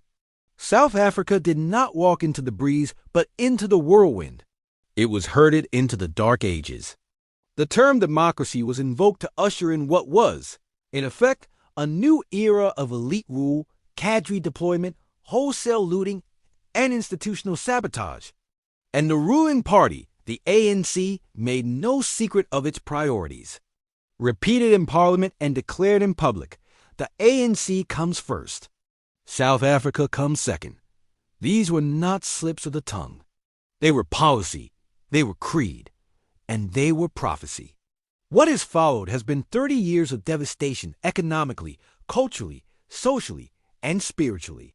Today, South Africa limps through its streets, her bones hollowed out, her children robbed of wonder, her elders robbed of peace. A raw, festering wound where there was once promise, but how did we get here? To understand the depth of this sickness, we must return to the soul. The true soul of South Africa, the soul that long predated the ANC's communist contamination, was alive with spiritual richness. It breathed through sacred hymns in rural churches. It marched with solemn strength in the feet of Christian African intellectuals and chiefs. It spoke in the tongues of prayer and song, of unity and dignity. When the ANC was founded in 1912, it was born not as a revolutionary Marxist force, but as an African Christian liberation movement. It was conceived in a Methodist church. Its founders were not trained in Moscow or Peking, but in mission schools and theological institutions. They were men of the cloth and conscience. John Dube, Walter Rubusana, Sol Plaatje, Sefako Makatho, Pixley Kassim, Dr. A.B. Zuma, Dr. Moroka, Johannes Emphalela. These were leaders who believed in justice not by bullet, but by principles. Grounded in scripture, community, and service, they did not merely oppose injustice. They offered a vision for justice rooted in African Christian values. When Sefako Makatho took the ANC to the traditional leadership chiefs and kings, already Christianized through decades of missionary work, there was no contradiction. The union of spiritual, cultural, and political leadership was natural, powerful, and authentic. This is what the ANC once was, a Christian conscience clothed in African identity. But that so holy, ethical, and rooted was to be bruised. And that bruise, like all dangerous ones, appeared harmless at first like a cancerous lesion. It changed hue slowly, silently reddish purple to brown. And just as a cancer hides in the flesh before consuming the body, a spiritual cancer was seated inside the ANC around the 1940s. That cancer was Marxist-Leninist communism, a godless materialist ideology that recognized no higher power than the party, no moral law except revolution, no justice but revenge. It was in this moment the betrayal began. It was here that the snake slithered in, not through the door, but through the bloodstream. The ANC's soul, once aflame with Christian hope, began to rot quietly from within. The rise of Nelson Mandela must be placed in this context, not as the father of democracy, but as the midwife of distortion. Mandela did not continue the Christian tradition of John Dube and Sefako Maka, Walter Rubusana, Sol Plaatje. He abandoned it. He replaced it with armed struggle, ideological violence, and a new loyalty to Moscow, not to Christ, to the Communist Manifesto, not to the Beatitudes. Even Mandela admitted, in his own edited-out words, that when he left Evelyn, his devout Christian wife, he entered a path of immorality. But that path was more than personal, it was civilizational. The ANC was never the same again. And soon, neither would South Africa be. 1994 was not the beginning of freedom. It was the completion of the distortion. The ANC that came to power was no longer the ANC of 1912. It had been infected, hijacked, and morphed into a political cartel hiding behind freedom slogans. What emerged was a two-faced monster, one side smiling for global media, the other side plundering the state with surgical precision. What was promised as a new dawn became a long, unbroken night. Under this false democracy, hospitals died, railways rusted, Eskom collapsed. Crime exploded, families disintegrated, hope vanished, but most devastating of all, the soul of South Africa fell sick. Soul sickness is the distortion of life's essence. It is when the spirit of a nation becomes confused, lost, infected. And this soul sickness is not metaphoric. It is everywhere. In the faces of hungry children, in the broken voice of an elder betrayed, in the laughter that has grown sarcastic, bitter, and hollow, in churches now empty or politicized, in the slogans. A revolution shouted by millionaires who drink wine while the people eat sorrow. This soul sickness has metastasized.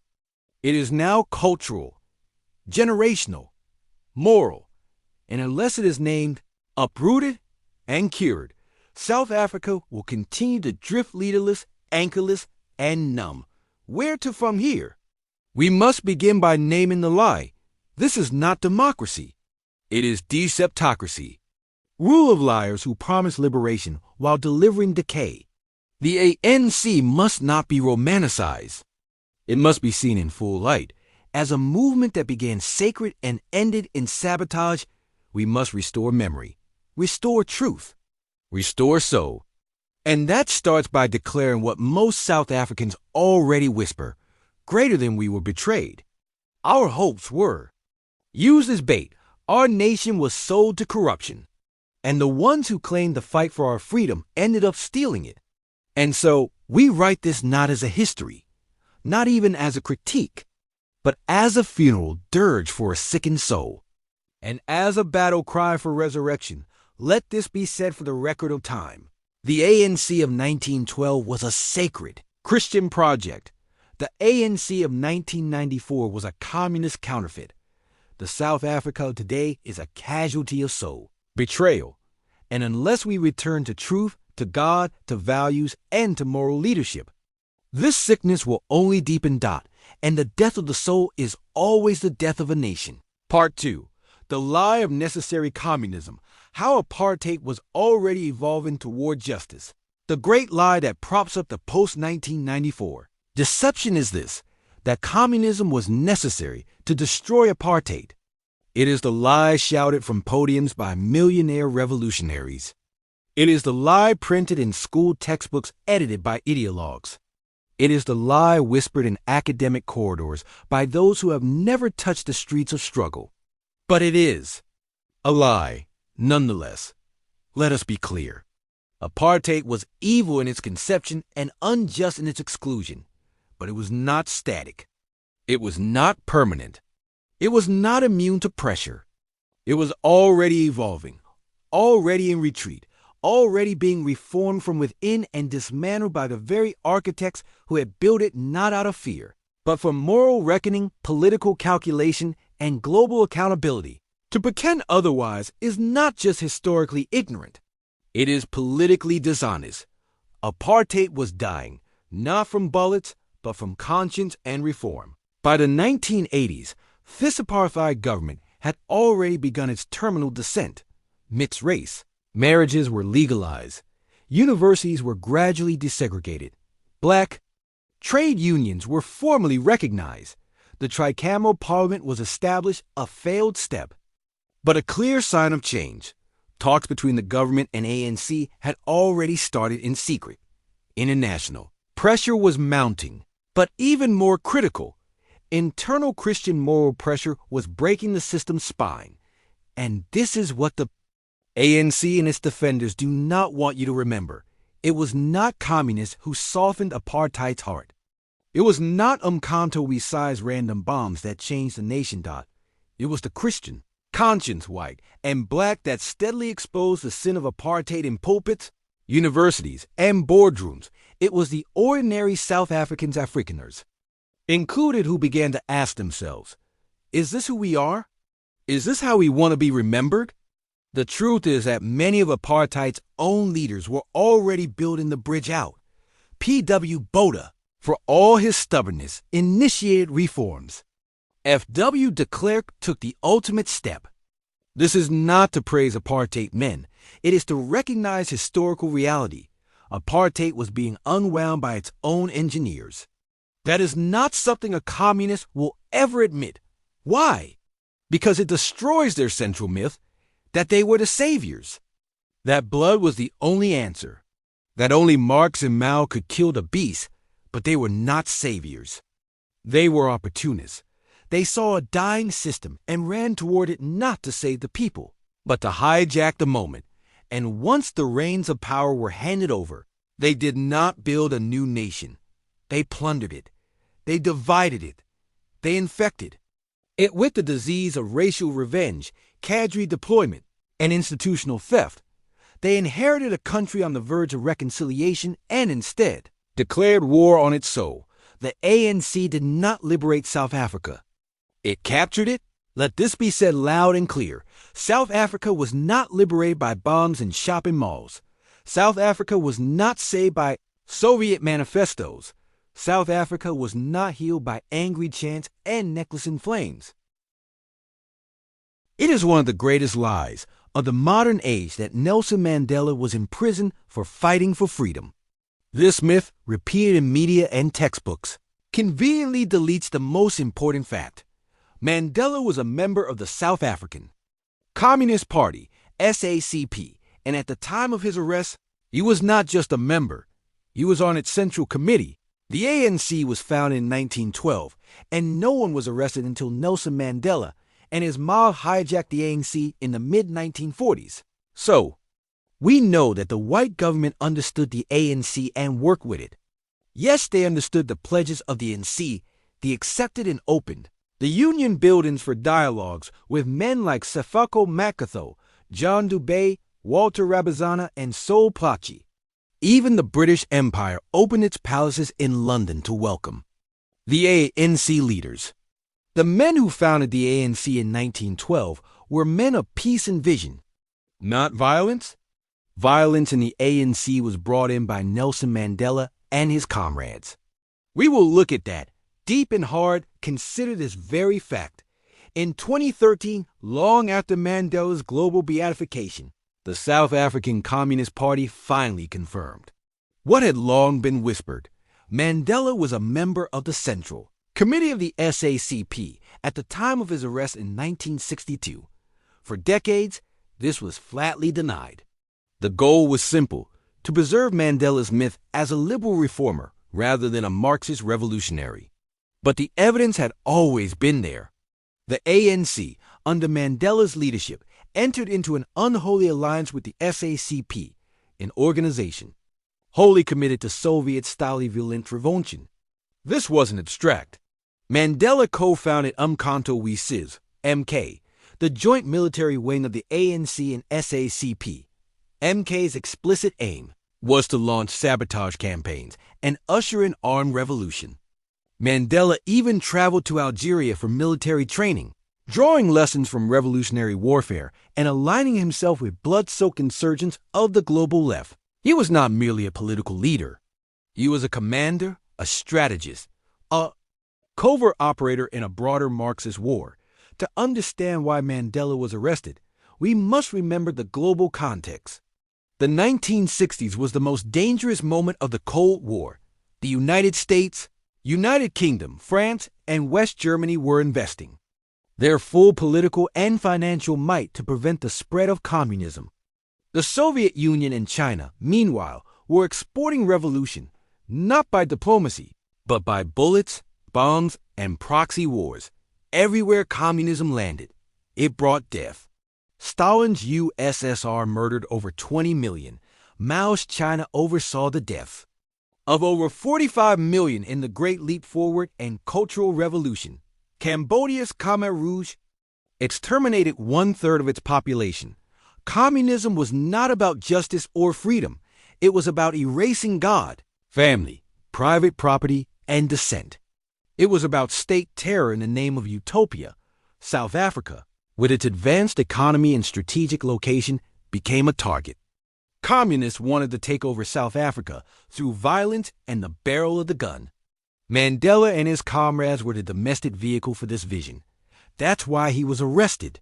Not because he fought apartheid, but because he was part of a global ideological war to destroy the West from within. What was Mandela actually doing? When Mandela was captured in 1962, he was traveling in disguise, using false name David Motsamai. He had been moving between countries, training in military tactics, and liaising with communist networks. South African intelligence intercepted documents, testimonies, and operational plans tying him directly to MK's sabotage operations. His arrest was not arbitrary. It was intelligence-led. He was not a poet holding a placard. He was the head of a war military force engaged in high-level strategic planning to cripple South Africa's infrastructure. In the infamous Rivonia trial, Mandela and others were not charged for beliefs. They were charged for conspiracy to overthrow. The government using violence, guns, and bombs. Evidence presented included 210,000 hand grenades and 48,000 anti-tank mines in planning stages. A manual titled How to Be a Good Communist in Mandela's handwriting. When you read that manual, How to Be a Good Communist simply meant how to kill. Yes, detailed sabotage blueprints and plans for guerrilla warfare. These are not the acts of a peaceful protester. The manufactured saint and the death of accountability. After 27 years in prison, Mandela emerged to a world that had reshaped the narrative. Western guilt, media manipulation, and communists. Cunning merged to rebrand him as a secular messiah. The Communist Party, once working underground, walked openly into government alongside the ANC. South Africa was handed not to freedom, but to a Marxist-influenced alliance that looted the country blind. Cadre deployment replaced merit, land. Expropriation without compensation looms large. Corruption, crime, and collapse became the norm. This is not Mandela's betrayal. It is his legacy. He didn't hijack the ANC. He redirected it from its Christian humanist roots into a tool, the Global Communist Network. He buried John Dubé, Sefeko Makatho, and Sol Plaatje under a mountain of Marxist ideology and atheist revolution. What began as a call for equality ended in lies, secrets, assassinations, political betrayal, and a near-total collapse of state institutions. And at the center of that vortex was a man who smiled in front of the cameras, while he bowed in secret to Joseph Stalin, Lenin, Marx, and Mao. Restore history to truth. The time has come to strip away the myth, to teach our children not just of injustice, but of infiltration, to understand that not every freedom fighter fights for freedom. Nelson Mandela was not jailed for his skin. He was jailed for his allegiance to a bloody revolution, to an anti-God ideology, to a global network that had already destroyed nations and now set its sights on South Africa. And they succeeded. Until we tell this truth, South Africa will remain trapped in the fantasy of liberation while rotting under the real consequences of deception. Here is a personal story of violence that directly links Nelson Mandela. You cannot deny this. This is a personal experience. This will tell who Nelson Mandela is. This story happened in 1986. I was 15 when I saw her burn. They called her Gogo. An old woman, bent with years and soft-spoken, the kind who greeted you with a smile even. When her world was crumbling, that day she wasn't smiling. She was screaming. It was after her funeral. A comrade had died young, militant, angry, and the crowd was boiling with vengeance. The whispers started long before the fire. Her son is an Impimpi, a traitor, a suspected police informant. And in those days, suspicion was enough to sign your death warrant. They didn't find the son. They found her instead. She was pulled from her hut like a rag doll, dragged across the gravel road. A tire was forced over her frail chest and shoulders, wedging her arms down like a sacrificial offering. Then came the petrol. Then came the match. The flames took her slowly, as if savoring the moment. I watched as fire licked her flesh, as her body twisted in unnatural agony. She screamed for her son, for God, for mercy, but none came. Only cheers, songs, raised fists. Revolution, they said. But I knew it was murder, and I have carried the smell of that burning flesh in my nostrils for 40 years. Let me not waste your time. Let me not bury truth beneath politeness or slow revelation. I will not build up to the point. I will say it now this second. This is the Nelson Mandela you do not know. Not the myth, not the monument. not the smiling statue outside the courthouse. The man, the real man, Nelson Mandela, the murderer who dressed in clothes of peace and the man who destroyed South Africa, this is not speculation. This is not political poetry. This is truth grounded in blood, truth passed through fire, truth buried for decades beneath the propaganda machine that turned a militant revolutionary into a global saint. You see, that necklacing I witnessed at 15 wasn't spontaneous. It wasn't the chaos of a grieving crowd. It was an execution carried out by foot soldiers of the movement. And behind that movement, guiding its rage, was a system of coded letters sent from prison by Nelson. Mandela, yes, from prison. They don't tell you this, do they? They tell you he was silenced, powerless, a peaceful giant locked away from the world. But the truth is, Mandela was never voiceless. He wrote constantly letters, messages, instructions.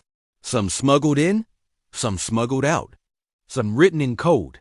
Some read only by the initiated. The ANC of Mandela was not the ANC of 1912.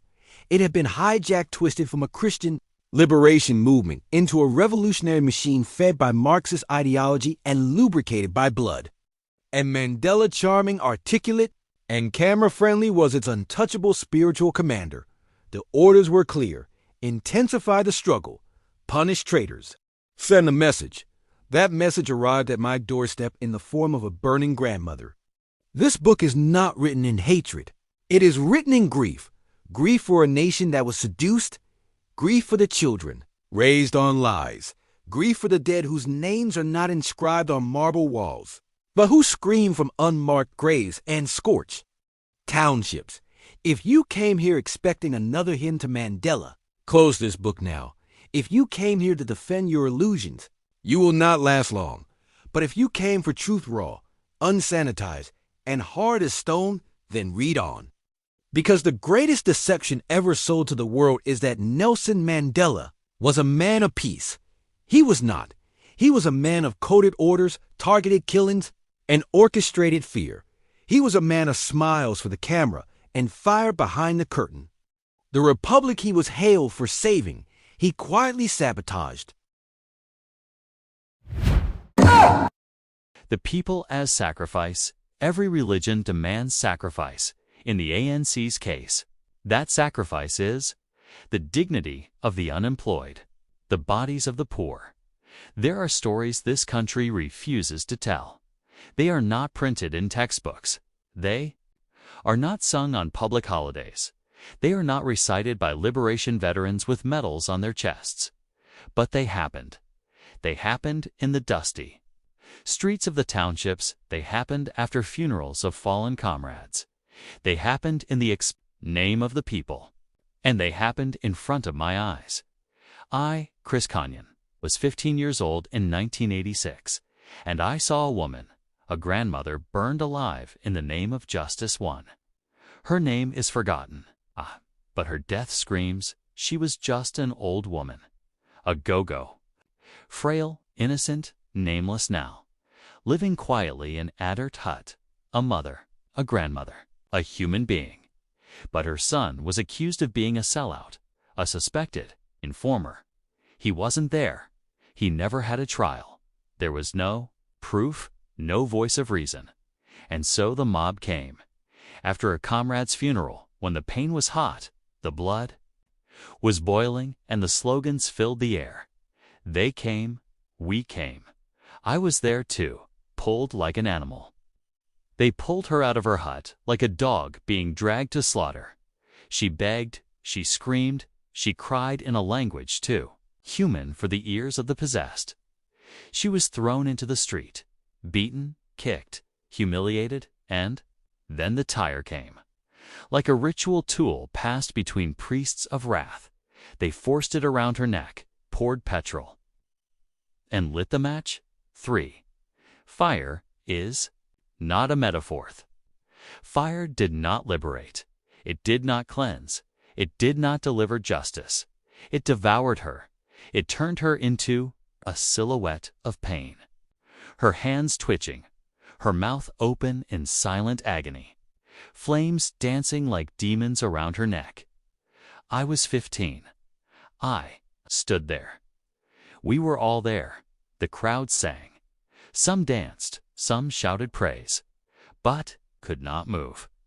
I watched her eyes until they stopped moving, and a piece of me died in that smoke. For who were we becoming? This wasn't an act of war. This wasn't resistance. This was madness. Baptized in slogans, we had been told, the enemy is among us. Informers must die. The revolution must be defended at all costs. Better to burn one innocent than let one traitor. Live, it was doctrine fed to us in whispers, posters, meetings, letters from prison. Speeches in the shadows. The tire became our noose, and we thought we were freedom fighters, but we were carrying out executions without trial. We had become our own executioners. 5. The party looked away. The ANC in exile knew. They knew that necklacing was being used as punishment. They knew women and children were being burned alive. They knew it wasn't just enemy agents. It was neighbors, mothers, pastors, school teachers. They knew, and they said nothing. Winnie Mandela once said, "With our boxes of matches and our necklaces, we shall liberate this country." The world cheered. The media romanticized the pain. And those of us who saw the fire were told, don't talk, don't shame the struggle. But the truth must speak. 6. Confession is not betrayal, it is redemption. I write this now not to point fingers at others. I write this because I was there. I saw it. I remember, and the world must remember. 2. We cannot build a moral nation on lies of glory and silences soaked in blood. That old woman deserved a name, a trial, a voice.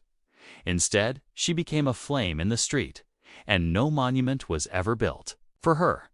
But this chapter is her monument to her. And to all the voiceless victims of revolutionary terror, I say, I saw you.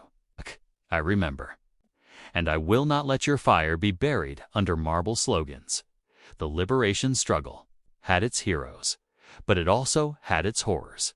And until we tell the whole truth, the freedom is incomplete, and the soul of the nation remains on fire. I didn't volunteer, I was collected. We didn't wake up that day planning to witness death, but that's how it happened. The bus collected us. One by one, no one dared to refuse. The pressure was heavy, the slogans louder than conscience. It wasn't patriotism. It wasn't discipline. It was emotional conscription, the kind that fills children's minds with purpose before they even understand life. Solomon Malangu was just a teenager when he picked up a gun. Thousands of others followed, not through recruitment offices, but through trauma, manipulation, and peer pressure in dusty streets. We weren't trained, we were transformed. From boys into vessels of rage, from sons into soldiers, from human beings into shields for the party, the hopes of the youth, the schools, clinics, and electricity that never arrive. The people are told to suffer, to wait, to believe just a little longer. The ANC brought you freedom. They say the ANC is your savior. But what good is freedom when you live in filth? You are unemployed at 28. You fear criminals more than police. You watch tenders feed the rich while your child starves. This is not liberation. It is ritual poverty, a never-ending offering to a false god. For blasphemy and excommunication in the ANC religion, speaking truth is blasphemy. Questioning corruption is apostasy. Exposing secrets is treason. Whistleblowers, like Babita Deokaran, are not hailed as heroes, they are sacrificed. Municipal officials who resist corruption are gunned down. Honest ANC members are silenced or exiled. The press is labeled anti-transformation. The judiciary is accused of white bias. Anyone who steps out of line is not debated. They are destroyed. This is not politics. This is purge culture. Wrapped in robes of righteousness. 5. No exit, no end, only worship in religions. There is repentance, redemption, renewal, but not. In the ANC. There is no exit strategy. No, we failed. Let's step down. No humility.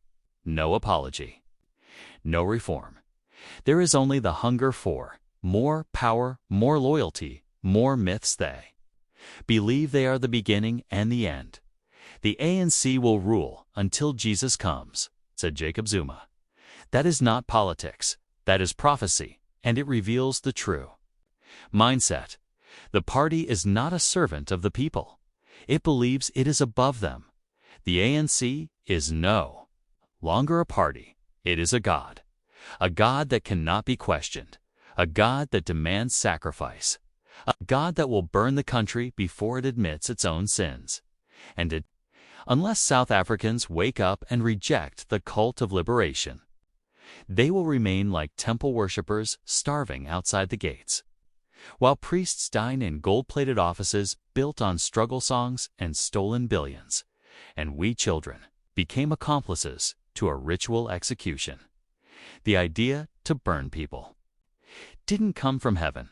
It wasn't ancient. It's African justice. It was taught. It came through slogans, through ANC, underground cells, through letters smuggled from prison, through commands from Lusaka, through figures like Winnie Mandela who said, "With our boxes of matches and our necklaces, we shall liberate this country." It was method, not madness. It was tactic, not accident. And it was carried out by children because children are the easiest to manipulate. What happens to a 15-year-old who sees a woman burned alive in front of him? What happens to boys who are not protected by their elders, but sent into political ceremonies of death? What happens to a generation taught that justice comes from fire guilt, comes from association, truth comes second to the cause? We grow up scarred. Some become gangsters. Some become politicians. Some become broken men.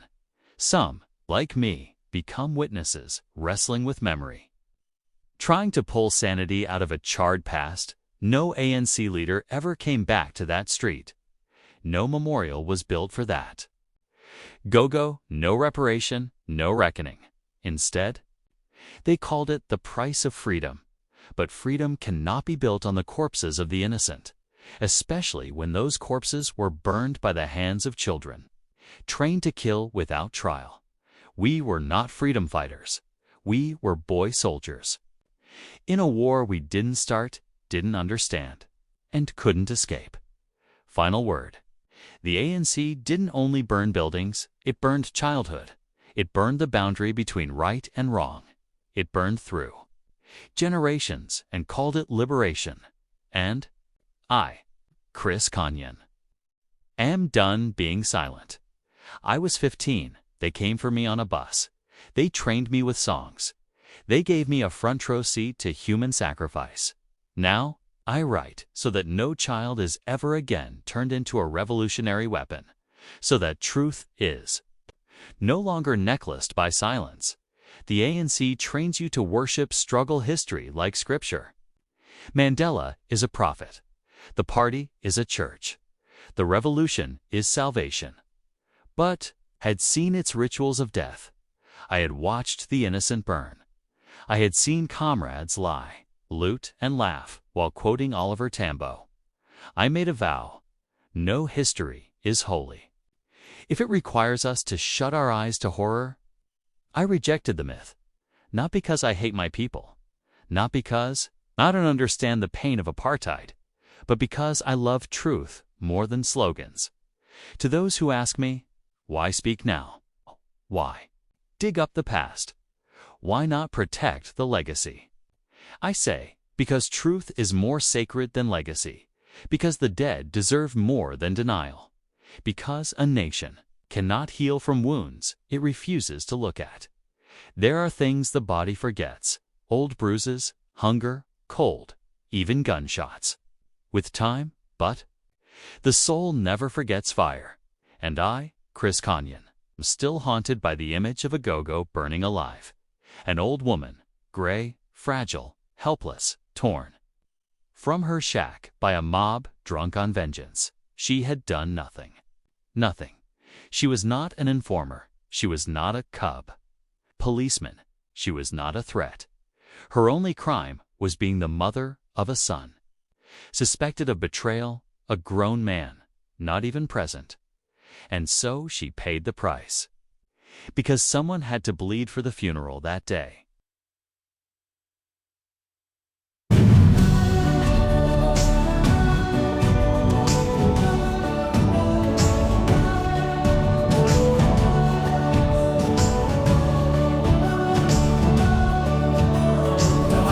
South African sun, where the golden plains stretch and run, a land of beauty wild and free.